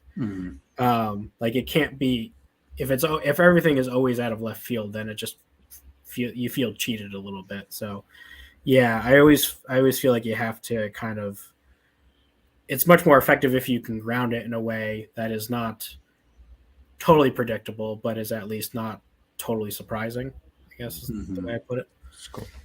Well, how I know this is the end of your first arc. Do you have an end in sight for this? Is it just kind of an ongoing for a while, or what? You know, what's your plan? Before we even started working on this, we had like a predefined, like, this is the end. Nicole is actually editing the outline for volume 2 now, but we have the outline for all the arcs. So there is a defined end. There's, if people really like this and we keep going beyond, beyond that end, there's there's other things that we can do with this world, we think. But it's one of the things that I like. I'm a big Marvel guy, but one of the things that I don't like about the big 2 books is that they are always there is no end to these stories, and they always end up having to do the rebooting and the bringing characters back, and it undermines the story to me. So if you like, I really like the approach of coming in and knowing when you're going to end, and then sticking to it to the best of your ability, because it just feels like there's no stakes if you're not working toward something. Yeah. No, sweet. All right, so Ruination is amazing. Now I know Caleb, you have to leave in about 8 minutes. One of the things we try to do as we leave, just in case somebody came in, is doing one more round of 30-second elevator pitches. So I want to do that for everybody who's still with us. Let's do our pitches as we go, and then I'm going to put somebody on the spot, sort of. He had warning. So, but Caleb, can you give your 30-second pitch for Unicorn Vampire Hunter? That way, if you have to run, you don't have to wait around. Sure. Unicorn Vampire Hunter is it's a fantasy adventure fairy tale about a unicorn who hunts vampires with his horn. It's about friendship and magic, and it's not My Little Pony, I promise. Alan, hit me with Pocus Hocus. Yeah, Pocus Hocus, about a magician who sells a soul to a demon to have actual magical powers, and that demon comes back years later and asks Pocus for, well, not even so much asks, he demands a favor be done. Nice. All right, Fred, I have changed my screen, so I can't even check. Please give me 30 seconds on relatable young adult mystery comic. It's a group. Did I do it? Yeah. Did I do it? Yes, you did. It's a group of 30-year-old fourth graders who all have tragic backstories that get together and solve mysteries. It's also 80 pages long. I didn't mention that. I gave the impression. Oh, wow. Just like it's like a 22-page one and done. It's 80 pages, and then Noel, our artist, made comic strips about the diatribes between us as creators and our emails. So the whole book is around 80 pages. So that's awesome. I didn't mention any of that stuff. And I lettered it. And oh, nice. Yes. Nice. So there's 4 grammatical errors we've counted so far. They might make it to print. You could be lucky. Neil Gaiman says you get your novel after everything's done. You can pull it, just open it to any page, and you will find the one typo that made through. So, hey, if it's good enough for Neil Gaiman, it's good enough for you, Fred. Absolutely. Ryan, 30 seconds on Ruination.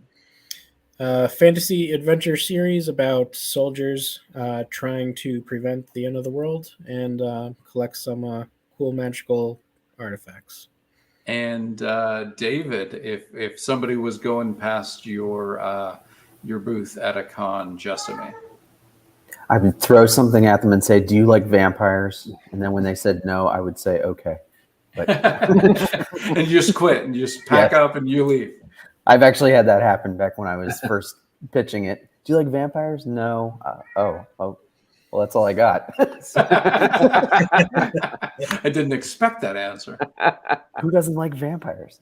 No, this is the finale of Stake Presents Jessamy, which is set in the 18th century about an old vampire who's got to come to the New World to investigate slaves being eaten on a plantation by monsters, which once she finds them, she gives them an ultimatum, then she gets to handle her business depending on their answer.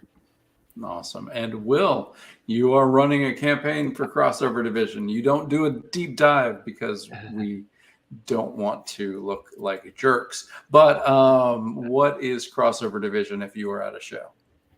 When stories come to life and threaten to fracture reality beyond repair, only an English professor and a research librarian have the smarts and knowledge to save us all and prevent an unhappy ending. Nice. I wanted to take a second. David was my boss at Scout Comics for about the last 2.5 years. It's a very thankless job. to co-publish an indie comics thing. So I know that you are moving on to some things in the future which have not been announced yet, and we do not need to delve into any of those. But first of all, thank you. You put time into all of the Scout books, my book, other books. So I appreciate it. I appreciate your effort and all of the things that I don't know you did over these last 2.5 years. So thank you. Of course. And really appreciate it. I know that there was probably a lot of work that a lot of us don't know that went into it. So thank you. But all that sincere shit out of the way. What can you, now that you're not co-publisher of Scout Comics, what can you tell us creators you learned to help us try to do a little bit better in the direct market? What have you learned? Really, no matter how much a publisher promotes you, the best way for you to make a bigger splash in the direct market is to reach out directly to as many retailers as you can, which we're all kind of trained to try to, especially doing Kickstarters, go after backers specifically, speak directly to your audience. As much as you tell people to pre-order your book through a comic shop, they won't do it. They expect it to be on the shelves when they show up Wednesday. So what you really need to do is reach out to individual store owners, introduce yourself, don't be pushy, but say, hey, I've got a book coming out. Would you like to take a look? If they want to see a PDF, send it to them. Most publishers are okay with that because you're just going to help promote the book. Right. Never call them on a Tuesday or Wednesday because that's new release day, and it's also the day when they're processing books. So, but yeah, build those relationships as well as the relationship with your audience, because they are actually the customers for the direct market. It's not necessarily the end user. No, that's a really good point, especially that Tuesday and Wednesday. If you're not thinking, it can be bad. Now, Joey says, thank you, David Byrne, for being amazing and making my job a lot easier. So,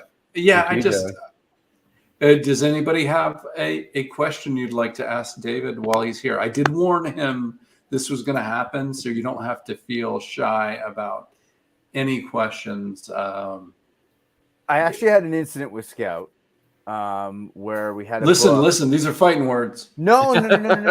It's like it felt like a classic, like whenever you're emailing somebody, there's no room for tone in something or context.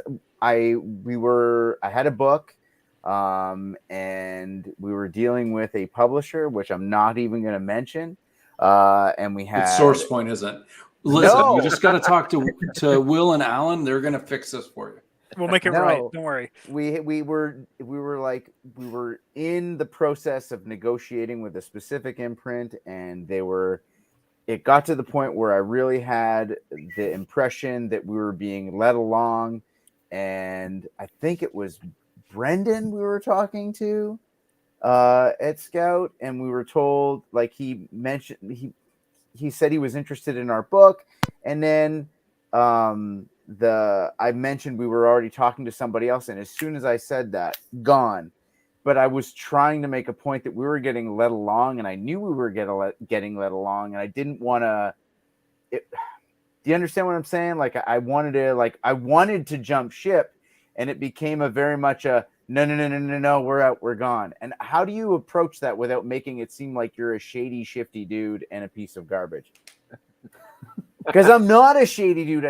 We'd put a lot of money and effort into a book, and we knew that we were getting fed a line, and then in the end, there were no contracts or anything that was given, and all of a sudden we got ghosted, as the youths would say. That's a relatable young adult problem. I can definitely agree that tone can be very hard to read over email communication. And, if you, in a situation like that, if you feel like you've lost something in translation, you can always ask for a phone call. Just, that's not too forward. I always feel like that's like the most forward thing ever. No, if you're far enough into something that it feels like it could happen. I don't see why anyone wouldn't want to pick up the phone and talk to you. Yeah, I will. Scary, man. I'll say for my 2 cents, I have like just the tiniest experience with, Scout or publishing in general. But when I was getting close on my deal, we did talk on the phone. I talked on the phone with the whole team there, and that I was able to get all my questions answered, and then it felt real, and there was like a real connection there. So, and I think that's probably not exclusive to Scout. I think any publisher, if they're actually interested in what you're doing, will talk to you, and they want to, because they want good books. That's the whole point of a publisher. Right. I mean, you're talking about getting into a relationship with someone. If they're not willing to talk to you, that might be a bigger red flag. I didn't even ask. Like I was. Yeah, no, I'm just saying in general, you don't feel shy about asking to talk to somebody. I mean, in this day and age, you can just Zoom with people, so you can even get a face-to-face. That's an incredible question, Fred, because I probably would have veered into you as like, oh, I don't want to bother.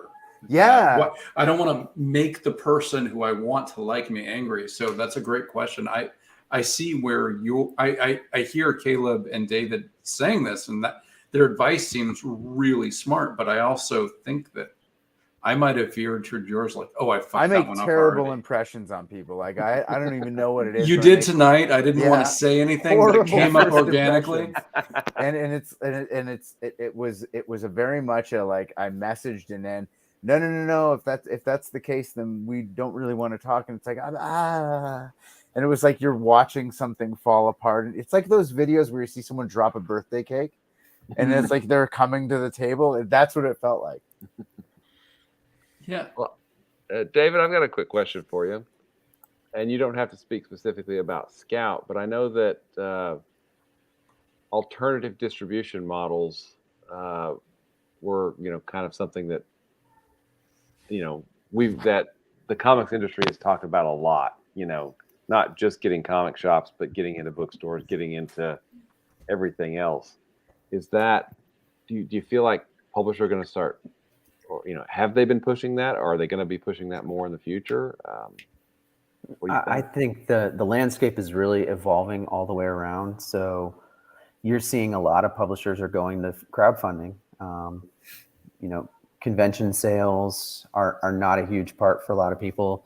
There's a lot of buyers have moved online.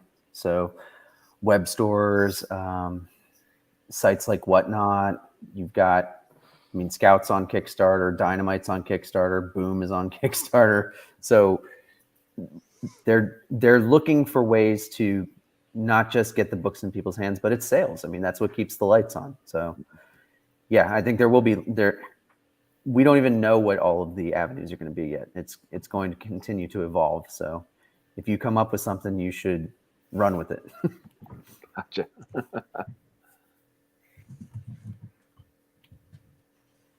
And yeah, Caleb definitely had to take off. He had a hard out. I get to say that for the first time on Explain Yourself History. He had a hard out, and he had to go, and I appreciate it.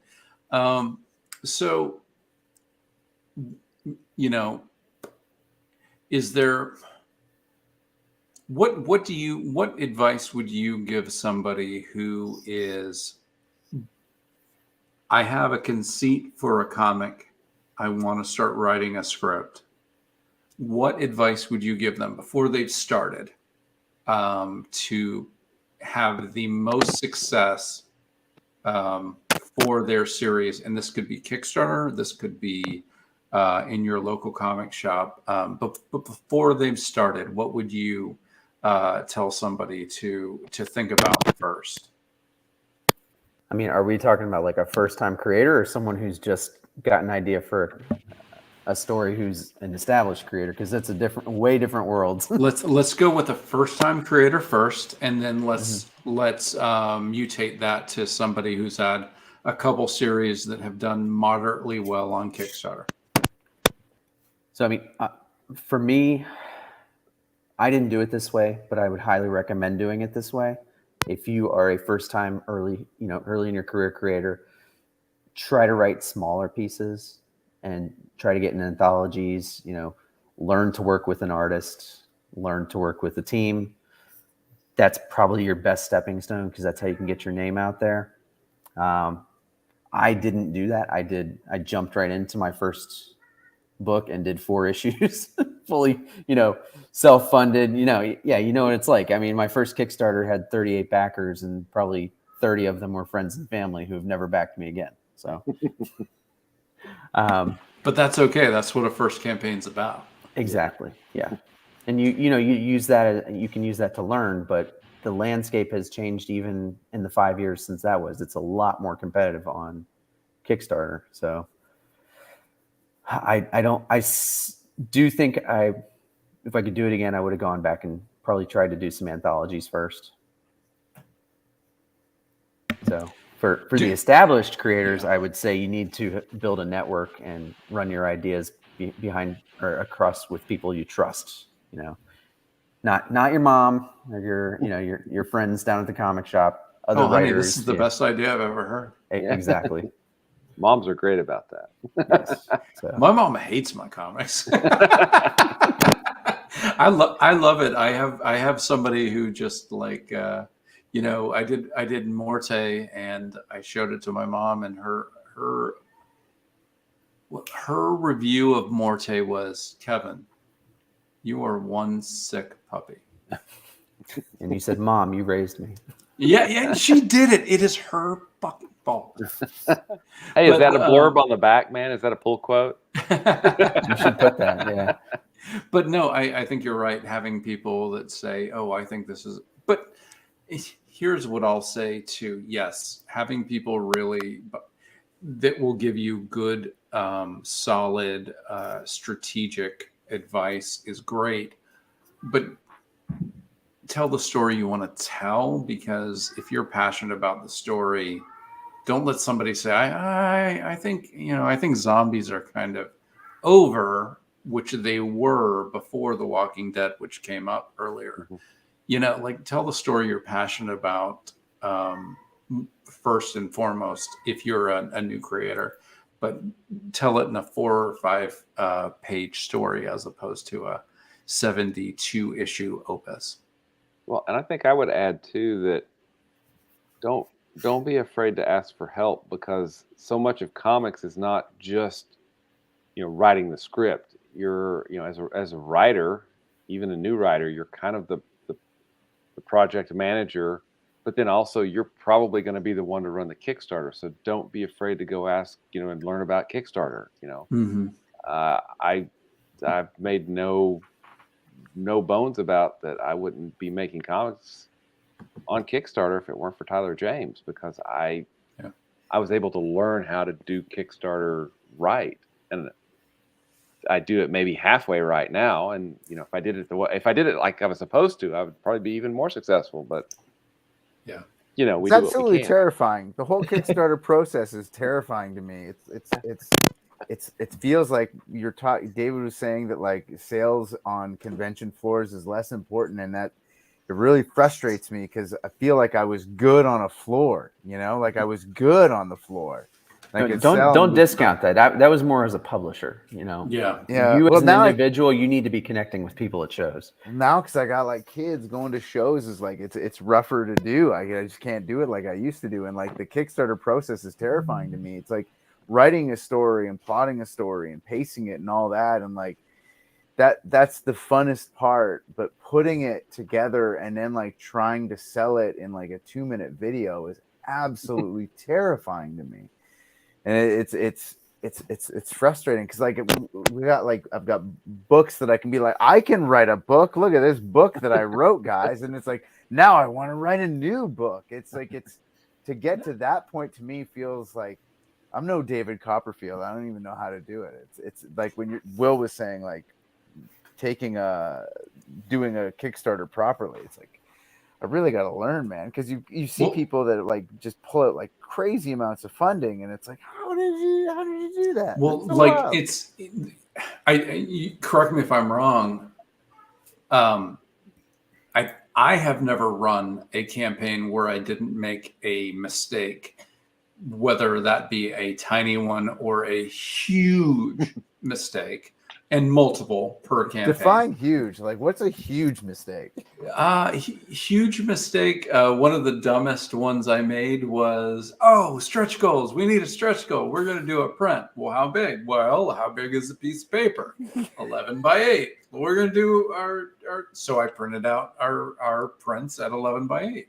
Well, the comic book is not 11 by 8. So I had bought 200 envelopes that fit a comic book that no longer fit my prints. Just So folded. People love folded prints. They love folded prints. They Yeah, love you're them. right. You're right. And, so I basically had to spend $300 more on shipping supplies and probably an extra $1.30 per backer. I did all postage. of that with my first campaign. Everything that you're saying, I did all of that. So I owned a shop, Yep. and we sold prints every once in a while, and I knew how much of a disaster it was to try to ship prints. So when I started doing them for Kickstarter, every print is exactly comic size. Yep. Mhm. Yeah, so you So can you bag can and just- board that bad Yep. boy and don't even worry about it. Yep, absolutely. Yeah, I mean, I make a mistake every time.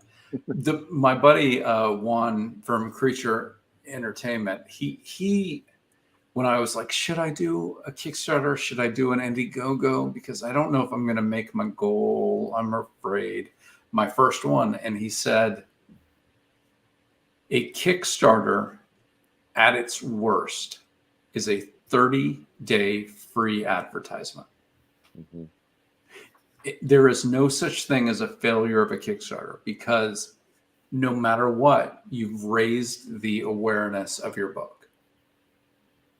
That took away a lot of the fear that I felt, but that doesn't mean every time I hit, launch, it isn't kind of frightening. It is frightening. Yeah. We pretend it's not because being honest isn't good for Kickstarter for some reason. So you have to pretend this is going to fund and I'm the greatest person in the world. But, back here in your head, you're like, oh, fuck this time. Oh, my God. Dude, and I think the cycle that this is Pocus 4 is my 4th Kickstarter. The cycle and the lie that I tell myself I'm going to break every time is that I won't check it 11 times a day. And I hate that so much about myself, but I can't stop. Dude, I work on the radio, and so my update from Kickstarter comes in about 15 minutes before I go on the air. And it's like, I could be having the best day. And then it's like, you have gained no more money today. It's Yep. like, awesome. Let's No, you go know to what's work worse and than have that? a great day. Losing money on stream. When you're Oh. when you're streaming with people, you come on someone's project and you're like, all right, well, let's check to see where you are at the end of the stream, and you lost like $100. God. Well, that's my next goal is to lose Yeah. money on the next one. Oh, it's an amazing Yeah. feeling because it puts everyone in a weird situation. Well, yeah. Okay. So let's do this. I'm going to share Oh, a God, screen. dude, what do you got to do that? We literally just said this is damaging to our feelings. And now Yeah, we're gonna I do mean, it. it's this. I'm not gonna damaging to your feelings, but it would be really funny. So we're gonna Who's ready click. to go to bed? Okay, all We're right. gonna we have clicked on that. Why is this there? I'm down on the bottom. It's probably already done it. 65, 1600. I think you're still safe. Yep. You survived. Yeah, because You went up! like, dude. So I thought that was like Canadian dollars for a second. It's like, dude, I'd lost like $400. How did that? No. I'm just. This is a bad crowd here. You got to watch Yeah. out. And this is a time. I just closed a campaign. It was for a Tart hardcover. In all honesty, I would have like 2 new backers and a cancellation. 3 backers, 2 cancellations. It was a slog to move forward. You are launching your first campaign at a time where Russia has invaded Ukraine and gas prices have gone up by 30%. You have to understand that if somebody cancels or doesn't back right now, it is not a vote on whether your book is good or not. It is a tough time for people to purchase a luxury, which is a Kickstarter comic. Doesn't make you feel better when somebody cancels. It sucks, but it's not your book. It's not Ruination's issue when somebody backs. It's a tough time right now, and it doesn't make it better, but just know, like, you're putting a great book out and you're putting yourself out there. You're asking the pretty girl to dance, and she might say yes, and in the middle of the dance she might walk away and say gas prices are too high. Gas prices are too high. I can't finish I this can't dance. I can't finish this dance anymore. Gas Yeah. prices. You know, so like just know that other people have been in this, and it's scary and it's fun, and it's jumping out of an airplane and creating a parachute as you go down. Well, you and- guys should come to Fan Expo, man. It's a good time. You'll be amazed at like how far your dollar goes when you cross that border. It's a great experience. Hey, your buddy David Bishop, my big goal before I die is to have a whiskey with David. So I hope to join you there. The last time I got so drunk I threw up was in his backyard. And it was, I say I had a near-death experience because I passed out on the toilet and I fell into the tub and pulled the shower curtain down, which is white. And then all of a sudden I was surrounded by white light and someone calling my name. And it was just my wife coming into the bathroom to tell me to get off of the tub and go back to bed because I had made a whole bunch of noise and woken up the kids. But it was like a legitimately scary moment where I'm surrounded by this white light and someone's calling my name. I'm like, oh my God, I'm dead. It's like, no, my wife is really yeah, angry you're dead at in me. another way. Yeah, absolutely. You felt like you wish you were dead for 2 weeks. Yeah. In the morning, absolutely. Yeah. Shawnee says, that's one of my biggest battles. There's so many awesome projects out there, but sadly, I can't give them all the love they deserve. Yeah, that's of course. And it's not any individual backer's job to give every deserving campaign their money because you can't. There are so many good books out there. And I just thank God for Kickstarter because it gives you a chance to find an audience that, you know, maybe would or wouldn't exist for you at a local comic shop, because a lot of people are getting Batman, and I like Batman. I read Batman, but it's rough. Well, and do you guys, I mean, one of the great things that, and I was taught this because I probably wouldn't have thought about it, is, you know, looking at, you know, a lot of the, what does Tyler call them? Kickstarter KPIs, Kickstarter. I can't even. Looking at a lot of the stats, basically. I like stats, and one of the best sites to go to, and Kevin and I joke about this a lot, is KickTrack. Have you heard of KickTrack? Yeah. KickTrack. There is no better feeling than viewing day one KickTrack for your campaign. Oh, because it shows like you're going to make like $50,000. Oh yeah. Yes, it's awesome. Oh, it's lovely. Don't believe it. Yeah, and then day 10 hits, and Yeah. you're like, oh my God, what's happening? It's so funny because halfway through your campaign, it's pretty good. Mhm. But that first day, it's just like, it will happen like this for 30 days. It has no idea. Yeah, it's the curse of the Kickstarter slump, right? Yeah. The first we'll say first 3 days are fantastic. Mhm. Everything else sucks. You have a weird spike somewhere in there, and then the last 2 days are awesome. Yeah. Mm-hmm. And then that's it. That's every Kickstarter on the planet. But the cool thing is that a lot of that is archived. You can go look back at your older ones, so that, you know, when you're in the slump, like I am now, I can, okay, this is normal. It's normal. Don't panic. You know, walk back from the ledge. It's okay. It's normal. This is what happened the last 2 times. You know, you can go back and look at the previous campaigns. and you can look at it and say, well, oh, that's cool. It's slow, but it's still better than it was last time, Right, or right. everything. So it's really kind of, it's cool because, you can lean on those numbers a little bit, because a Kickstarter, I mean, it's a marathon. It really is. And can be exhausting. Yeah. Yeah. I know you're probably about to read it, but one thing I'd like to say to Blake is that there's different avenues, right, for supporting, and just by having creators on your show does more than you know, man. Mm-hmm. Yeah, no, absolutely. Yeah, Blake wrote, it's rough because I get to know more and more of you because of my own show, and I want to back everything.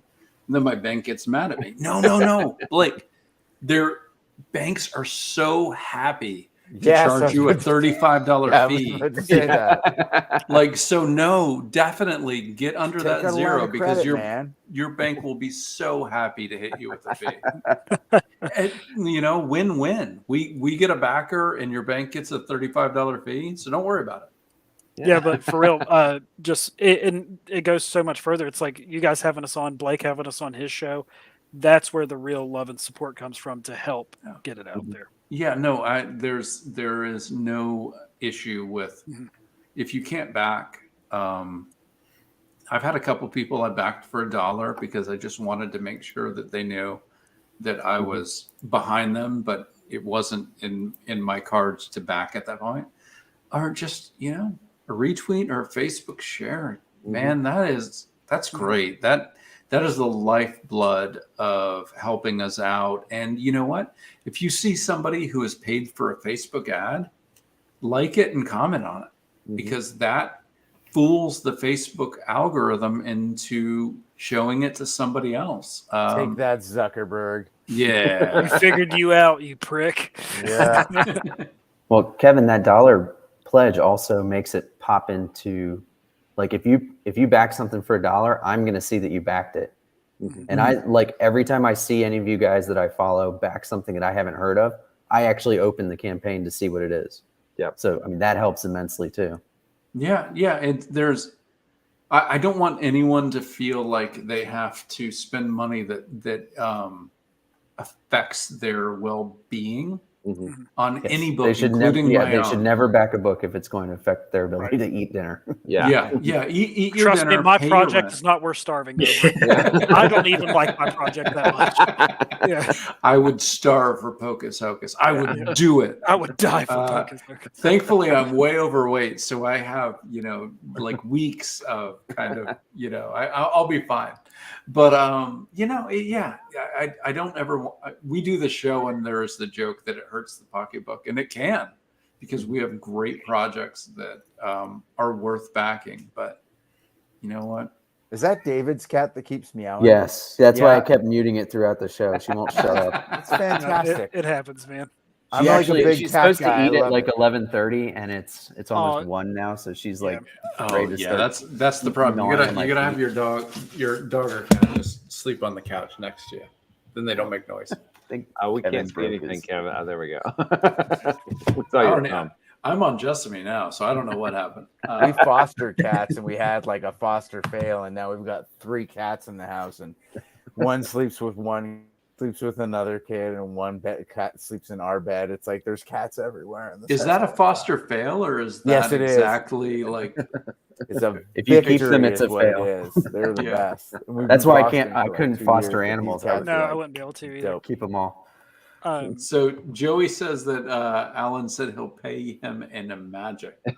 So No, they haven't like- legalized that in my state yet. It's coming. There have been a lot of choices by courts in the last couple weeks, so it's coming. Be careful. All right, gentlemen, I really appreciate it. It is late, so if anybody needs to go to bed, I really appreciate you joining us. Will and I are going to kind of talk about some of the campaigns that we've talked about in the last couple weeks, but we really appreciate it, and we really appreciate everybody who hung out with us in the comments. So we're going to go through it. If you want to hang with us and talk about the campaigns, we'd love to have you. And if you hit goodbye, we will totally understand. I gotta go to bed. My wife keeps popping and giving me that look, so I have to go for my health. It was Have a great to great meet you, evening. buddy. Yep, nice to meet you. Thanks. If I See you, ever Fred. make Good it to luck, man. Toronto, we're having some whiskey. Okay, for sure. We have like a creator group with Jay Torres, Val DeLandro, Dave, and myself. We get together all the time. You're more than welcome to join us. That is exciting. Have I'm a in. great one. All right, All buddy. I'll see you guys. I'm gonna go feed this Dave, maniacal great cat. to talk to you, buddy. Yeah, nice you, talking to you, man. Kicking ass. All right. Before we get started, I was actually going to Miskatonic say my goodbyes. as Yeah, well. okay, go ahead, man. Let Alan run. Yeah, Yeah. I have a podcast in 8 hours. I got to get on. But I was going to ask you, because we spent a lot of money on it. Could we show the trailer for Grandma Chainsaw? What the hell? Let's do it. Sure, why Okay. not? I'm very the trailer for Pocus I love, but the one we did for Grandma Chainsaw is you'll see. Absolutely. While you're pulling that up, Ryan, are you hanging with us or are you going to bed? Because I don't want you to have to be stuck. No, I will. I should go to bed, but I'll hang around. Nice. Sweet. Oh, I'm actually having some issues getting it. Do you have the campaign pulled up by any chance? I do. Let me see if I can grab it.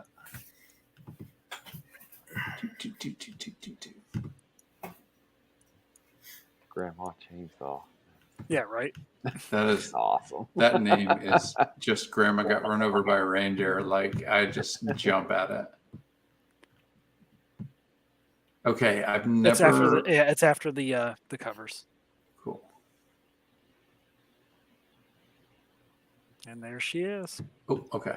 So what you guys are gonna have to do is tell me if the sound Audio. comes through. Yeah. There, it's good.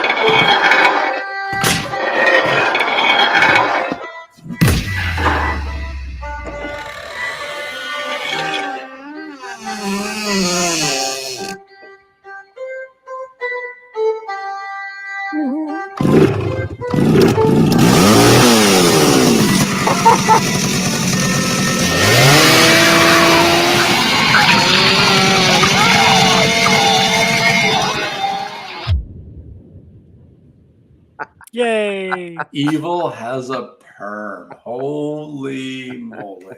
Yeah, I can't wait. So it's not a figurative chainsaw. No, it's very literal. That is awesome. If you are listening to this on the podcast, you can go to the YouTube page, BEANOKJ, and that is fantastic. Somebody who knows a little bit about putting a trailer together, Charlie Stickney.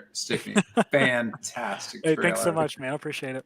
Yeah, no, Yeah. that is great. I really And like our Pocus trailer, but it's not nearly as good as that one. You know. who put that together for you? So it's this friend of ours. His name's Jared Matthew Dahl. He works for Prevalent Mind Studios, and this is what he does. It was a great job. All right. That's awesome. You go to bed. You've got a podcast tomorrow. You tell them that we were better than them, even will. if we aren't, because It doesn't matter. Will and I Yeah. don't care about the truth. We care about the explain yourself bump. Yeah. And we take credit whether we deserve it or not. And it was great to meet you, buddy. Hey, and thank you for having me on here with all these fantastic creators that I've been comparing myself to ever since the stream started. Just Thank you, guys. do me a favor when Grandma Chainsaw comes out, you give us a ring so we can have you on. Be looking for me about probably September. That time means nothing, so that could be tomorrow Okay, or I'll 70 see years you in from an now. hour. How's that? Got it. Okay. All right. See you guys. Have a good night. All right. Bye. So our buddy Charlie is in the chats.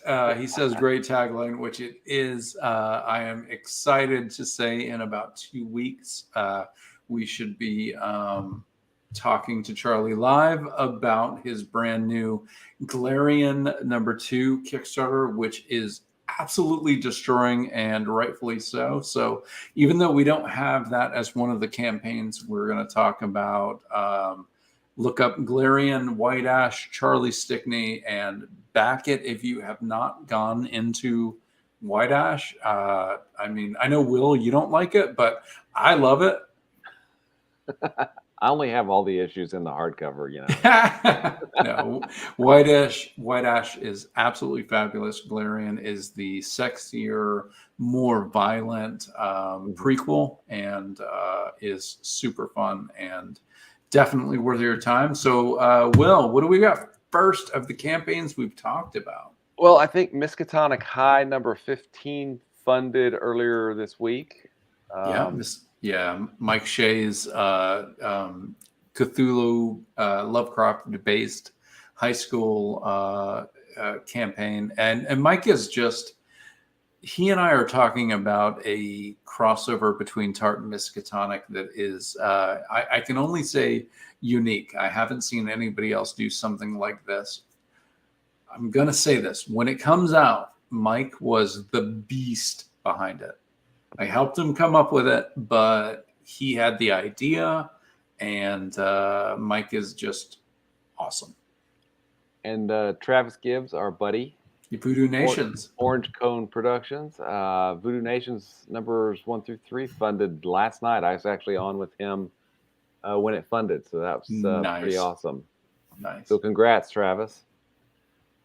Now we go to the big list. The big list. Here, I've got one that isn't Kickstarter. Okay. Head cases. This is really important. Crowdfunder. Crowd fund. Forget the ER. So crowdfunder without the E / head cases. It's a comedy about two people who end up with a duffel bag of an assassin, and it has some, let's say, evidence of the last assassination, and the two people have to get away from the assassin with a head in the duffel bag. And I am really excited to read this dark comedy from Leslie Julian and AJ Mason. They were fabulous, and the book seems cool. And I backed this campaign in 2 minutes, literally 2 minutes. I went on Crowdfunder, found it, and backed it. So it is easy to do. So please check out head cases on thecrowdfunder.com, because as creators, I want the strongest Kickstarter that could possibly be. And I want the strongest Indiegogo that could possibly be, and the strongest crowdfunder and green light from the Dauntless people. We want as many options as possible. Absolutely. Zoop. Yes, exactly. How about buy visibility? Oh, how about it? I'll find the banner. Our pals Kat Calamia and Phil Falco. The second still buy, or is it buyer now? I can't buyer than ever is what they say, which is so funny and wonderful. And it's just the first anthology I really enjoyed, because it kind of just, I think that with Kat, she wanted to make sure that the B and LGBTQ wasn't ignored, because sometimes it's kind of forgotten.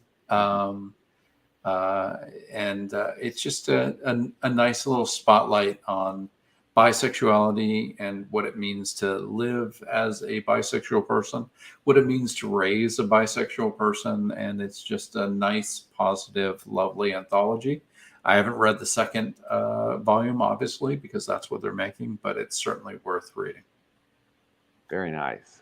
And this one will come in a hardcover too, which is, it can be a hardcover, but it doesn't have to be. So that's pretty cool. We've got Tarma. By visibility, they give you 2 choices. They're on theme. They're always on theme. They're always on target, man. Always. Tarmuk's Cthulhu Corporate Coffee Comic and Cup. Can you say that 3 times fast? I cannot. Onishi Press. The thing that I love about this is every single backer, even if you do $1, they're planting a tree to help the environment with you. So that's just something the environmentalist of me reaches out and hugs, and I think that's amazing. But it's also a cool, fun comic, and a reusable coffee cup if you want it, coffee if you want it, but comic, definitely you need it. Absolutely. And And they they were a lot do, of fun. yeah, they do sort of the Tarantino thing where Tarmux is a coffee shop within the comics that they already write.